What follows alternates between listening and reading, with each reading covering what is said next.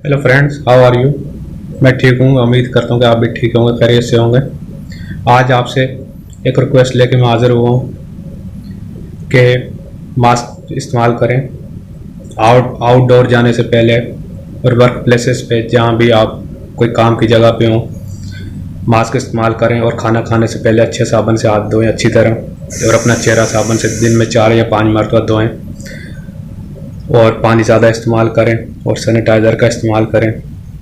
इसके अलावा खाना खाने से पहले अपने हाथ धोएं और अपना और अपने घर वालों का ख्याल रखें, क्योंकि आप बहुत हमारे लिए और अपनी फैमिली के लिए बहुत अहम हैं।